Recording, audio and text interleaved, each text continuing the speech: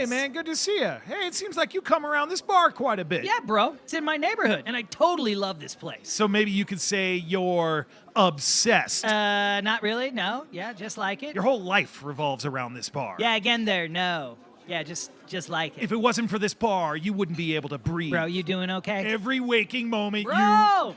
What are you talking about? Obsession. You are an I'm talking about pop stars that have been stalked by what you would think to be their number one fan. Oh, like that one dude that was chasing around Madonna for a while. You know it. Well, not terribly. You got more info on it? Let's go. Yeah, you know. So Madonna, the 1980s icon, the queen of pop. She holds the record for the most number one singles in the Billboard Hot 100 with 12 of her songs reaching the top of the charts. Material Girl, Like a Virgin, Vogue, all these songs which helped create the culture and the fashion of the 1980s. She wasn't just a music icon, she was a movie icon. I mean, she's still an icon, but the 80s and 90s were definitely her biggest days. Desperately Seeking Susan, Evita. She won a Golden Globe for that. And the movie A League of Their Own, you know the one, that classic, all about baseball. Swing, bada bada bada. So now it's 1995, and a mentally ill man named Robert Dewey Hoskins was obsessed with Madonna. No way, check this. He was convinced that both of them were in a relationship. Okay, and then this is when the psycho part shows up. He said he was either gonna marry her, or he was gonna do something so awful that honestly, if I tell you right now, it's gonna ruin our good time. Put it in the comments. So now this dude, Robert Dewey Hoskins, starts creeping Madonna at her house. Full-blown scales her security wall and jumps into her pool. Obviously, the security guard saw this and decided to open up fire. Got 2 shots on him. Guy's still alive. No way. For heck's sake. Yep, after that, he gets sentenced to 10 years in prison. After that, he gets put in a mental facility, which he escapes in 2012. No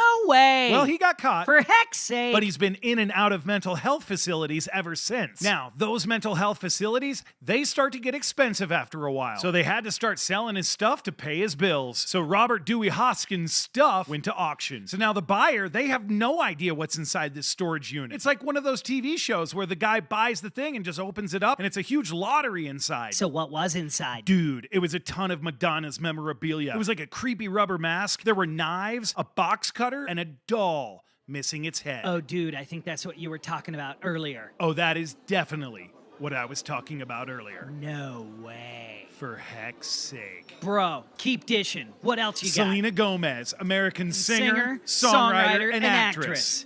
What? Bro, you say Selena Gomez, and I know every single word. Oh, you love her. Oh, I love her. She gained her initial fame as a child actor in Disney's Wizards of Waverly Place. She used to be one of the kids on Barney. And even after that, she pursued a music career, forming the band called Selena Gomez and the Scene. They released 3 albums. Yeah, then she began recording her solo work. Yeah, which her most successful tracks include Good For You, Yeah. Bad Liar, Word. and Lose You to Love Me, Right. which reached #1 on the Billboard Hot 100. Yo, dude, what happened to me telling the stories? Well, she was also a storyteller. She was the executive producer of Netflix 13 Reasons Why. You know, along the way, she gained a lot of great friends and followers. Oh, yeah, in 2013, check this, she was diagnosed with lupus. And in 2017, had to have a kidney transplant, where her friend and actress Francia Reza acted as her donor. Now, that's a good friend. Bro, best I can do for you is a beverage. I'll take it. Sweet. So while you're sipping on that, I'll tell you that in 2011, a 46-year-old man named Thomas Brodnicki was charged with felony stalking of Selena Gomez. Now, this guy's got the pro stock about him. What's that all about? Court records about him show that he had already spent 3 years in jail for stalking a waitress outside a restaurant in Chicago for over 8 years. Thomas Brodnicki allegedly told his therapist that he was going to kill Selena Gomez. Was there any legal action taken for this? Nothing was formally executed. What? So Thomas Brodnicki took it upon himself to travel from Chicago to Los Angeles to meet the pop star. What? Selena tried to get a restraining order against him, but it was initially declined because the stalker was not adequately served. What? However, another judge came to his senses. He saw the seriousness and the severity of these threats, so he overruled the initial denial and granted Gomez the restraining order. Brodnicki was ordered to stay 100 yards away from Gomez at all times. Didn't stop him. What? No, yeah. He was spotted in LA by TMZ, and when TMZ approached him and asked him about Selena, he told the interviewer that he and Gomez were God's holy chosen one. No way. For heck's sake. So then the interviewer of TMZ decides to change up the subject matter because it's kind of getting a little awkward around him. So he asked Brodnicki, hey, do you like surfing? And Brodnicki replied with, he didn't like material things. He says, I don't even like touching anything that isn't Selena Gomez. What? So since that public appearance, Thomas Brodnicki has kept a low profile. But he hasn't disappeared yet. He keeps sending emails to Selena. And even though those emails may be traceable, Thomas Brodnicki has not been. His whereabouts has not been discovered since these incidents. Without a love and an open heart. Oh my God, I love this song. Is this Rihanna? I do believe that is a version of Rihanna. Dude, Rihanna's awesome. Dude, not only is she awesome, she's one of the best-selling musicians of all time, having sold over 250 million records and winning 9 Grammys. You know her hits: Umbrella, Diamonds, We Found Love. All of those songs reached #1 on the Billboard chart Hot 100. You know, like the one on the radio. I love that song. Rihanna was born and raised in St. Michael, Barbados. While living there, a lot of Americans would find Barbados to be a place for vacation and relaxation. And that is exactly what American record producer Evan Rogers did for his rest and relaxation. But do American record producers actually rest and relax? No. Evan Rogers finds himself at a gig that Rihanna's doing while he's on vacation. So after the gig, he rolls over to Rihanna and starts up a conversation. Says, hey, you want to come back to the United States and record some demo tapes? The answer was an absolute yes. Not only did she go to the United States to record demo tapes at the age of 16, in the same year, she signed with Def Jam Records. So she's off to the recording races, and now it's 2005. She releases her first album. It reaches within the top 10 of the Billboard Hot 100. And just like Selena and Madonna, she's dipped her toes into the acting world as well. She starred in movies such like Bates Motel and Ocean's 8. And again, just like Selena and Madonna, she's got her own fashion and makeup line and runs a very successful charity. And her most recent accolade was the 2023 Super Bowl. Her performance was named the most watched Super Bowl halftime show of all time. She also used the event to announce her second pregnancy. So with all this talent and high-profile living, you can only imagine you're going to attract a lot of fans. It brings us to 2018. Eduardo Leon. This guy decides to break into Rihanna's house. Thankfully, Rihanna wasn't home at the time. But check this out. This guy just ends up making himself at home. He unpacked a bag. He starts charging his phone. Literally is just chilling inside Rihanna's house. Like, hey, babe, I'll be here when you get home. What?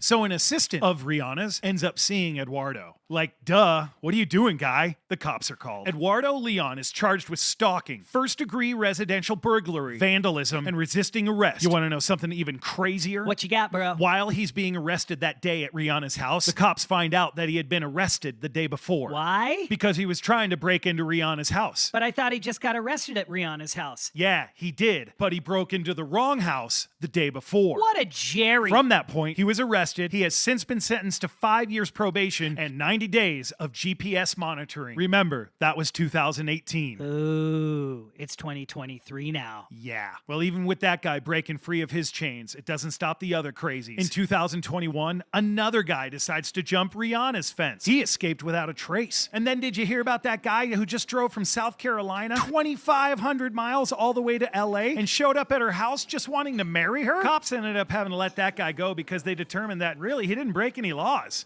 Just kind of weird. Whoa, man. It's got to be kind of tough to be a pop star every once in a while. You're not kidding. How about Taylor Swift? Oh, I heard she's got it the worst. You're not wrong. But Taylor Swift is one of the biggest music acts of all time, with over 100 million albums sold. She began her career in country music and then later transitioned over to pop, bringing in 2 totally large and different audiences together. She's known for writing songs about relationships and breakups. And some of those massive songs are Love Story, You Belong With Me, Bad Blood, and Shake It Off. She's co-written or written every single one of her songs. She's recorded 10 studio albums, with the 5th, 1989, marking her transition from country to pop. In 2021, her album Folklore won Billboard's Best Album of the Year. And up until this point, she's won 40 American Music Association awards, including winning Artist of the Year 7 times between 2009 and 2022. Also named the first female Artist of the Decade.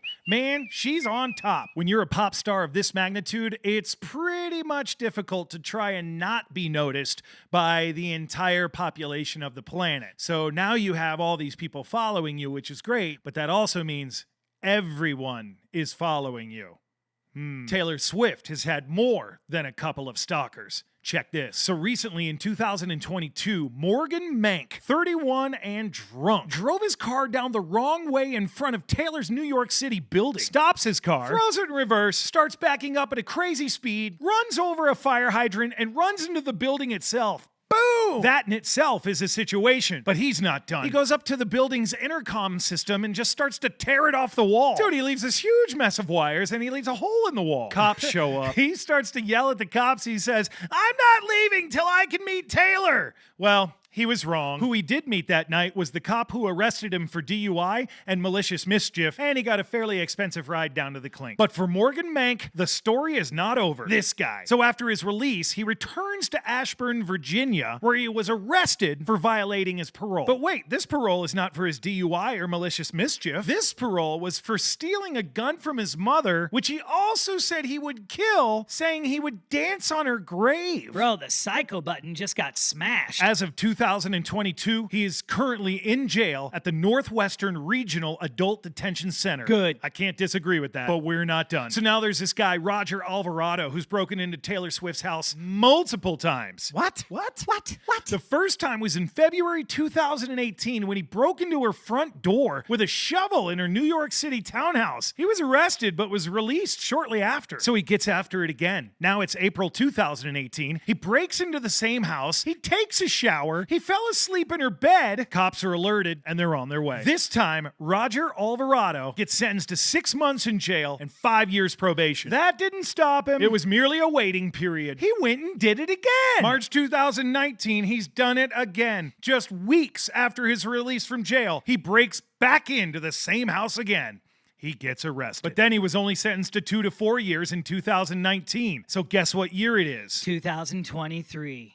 Taylor's stardom really reels him in. Check this out. In 2016, Frank Andrew Hoover was arrested for violating a protective order that Swift had against him. He had previously been ordered to stay at least 500 feet away from her, but was found at one of her concerts in Austin, Texas. So after the concert, he follows Swift's motorcade to the airport, where he comes within 25 feet of her. Come on, guy. Cops engage and arrest him. After a search, the police find a knife, a rope, ammunition, prescription medications, and his psychiatric documents. He gets charged with violating the protective order and aggravated stalking. But then this is where Frank Andrew Hoover really turns the heat up on full-blown psycho. He ends up writing letters to Taylor Swift's dad, stating his intentions to end all the Swifts on one day, and that God was going to burn them in the desert for me. Bro. I know. In 2018, he was sentenced to 10 years probation and GPS tracking after pleading guilty to violating the protective order.